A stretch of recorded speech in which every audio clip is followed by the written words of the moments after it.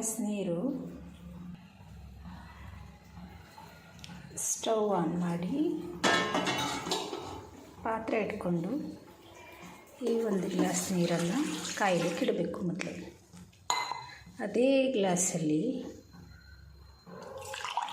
ಇದು ನಾನು 1 ಮುದ್ದೆಗೆ ಹೇಳ್ತಾ ಇರೋದು 30% ನೀರನ್ನು ಹಾಕ್ಬಿಟ್ಟು ಆ 30% ನೀರಿಗೆ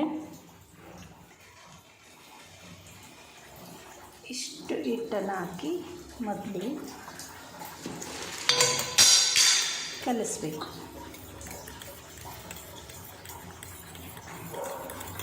1 ಗಂಟೆ ಇಲ್ಲದೆ ಅದನ್ನು ಕಲಿಸ್ಬೇಕು. ಅಷ್ಟೊತ್ತಿಗೆ ನಾವು ಒಲೆ ಮೇಲೆ ಹಾಕಿರೋ 1 ಗ್ಲಾಸ್ ನೀರು ಅದು ಕುದಿ ಬರಲಿಕ್ಕೆ ಶುರುವಾಗುತ್ತೆ.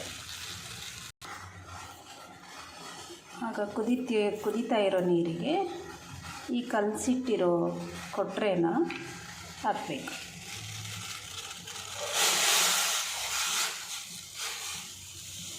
ಆಗ ತಕ್ಷಣ ಅದನ್ನು 1 ಸ್ಪೂನಿಂದ ತಿರುಗಿಸ್ಬೇಕು. ಇಲ್ಲಾಂದರೆ ಅದು ಅಂಟಂಟು ಉಂಡೆ ಥರ ಆಗಿಬಿಡುತ್ತೆ. ಇದಕ್ಕೆ ನಿಮಗೆ ನೀರು ಬೇಕು ಅಂದರೆ ಸ್ವಲ್ಪ ಕಲಸಿಟ್ಟಿರೋ ಪಾತ್ರೆಗೆ ಸ್ವಲ್ಪ ನೀರು ತಗೊಂಡು ಅದಕ್ಕೆ ಮಿಕ್ಸ್ ಮಾಡ್ಕೊಬೇಕು.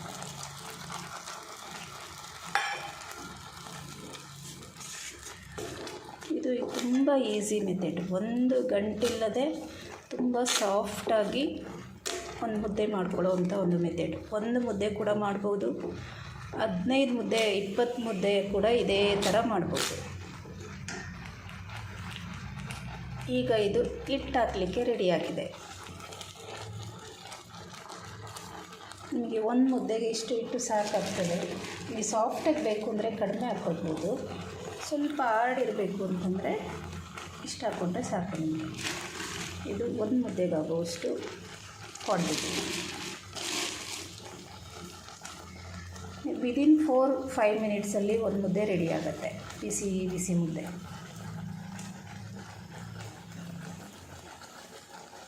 ಇಷ್ಟೇ ಸಾಕು. ಹಿಟ್ಟಾಕಿ 1 ನಿಮಿಷ ಬೇಯಿಸಿ ನೆಕ್ಸ್ಟು ಅದನ್ನು ಕೂಡಿಸುವಾಗ 1 ನಿಮಿಷ ಸಾಕು. 2 ನಿಮಿಷದಲ್ಲಿ 1 ಮುದ್ದೆ ಬೇಯ್ತದೆ.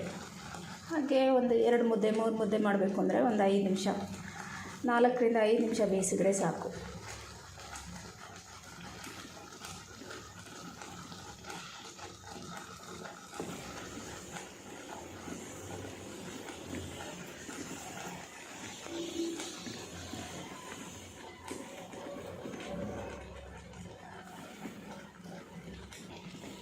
ಈಗ ಈ ಮುದ್ದೆ ಬೆಂದಿದೆ. ಇದನ್ನು ಕೂಡಿಸ್ಬೇಕು.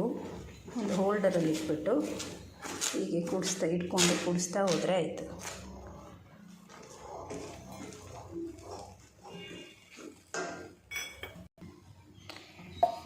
ಈಗ ಕೂಡಿಸಿದ್ದೀನಿ, ಮುದ್ದೆ ಬೆಂದಿದೆ. ಇದಕ್ಕೊಂದು ಶೇಪ್ ಕೊಟ್ಟರೆ ಆಯಿತು. ಈಗ ಬಿಗಿನರ್ಸಿಗೆ ಕಟ್ಟಕ್ಕೆ ಬರಲಿಲ್ಲ ಅಂದರೆ ಜಸ್ಟ್ ಈ ಥರ ಸುಡ್ತಾ ಇದೆ ಅದು ಮೊದಲು ಟೈಮ್, ಅವರಿಗೆ ಕಟ್ಟೋಕ್ಕಾಗಲ್ಲ ಅನ್ನೋರು ಈ ಥರ ಒಂದು ಬೌಲಿಗೆ ಹಾಕ್ಕೊಂಡು ಈ ಥರ ಶೇಪ್ ಮಾಡಿಕೊಂಡ್ರೆ ಆಯಿತು. ಅದೇ ಕಟ್ಟಿ ಆಯಿತು. ಇದೇ ಪ್ಲೇಟಲ್ಲಿ ಹೀಗೆ ಶೇಪ್ ಮಾಡ್ತಾ ಹೋದರೆ, ಇನ್ನೂ ಶೇಪ್ ಮಾಡ್ತಾ ಹೋದರೆ ಅದಕ್ಕೊಂದು ರೌಂಡ್ ಶೇಪ್ ಬರುತ್ತೆ.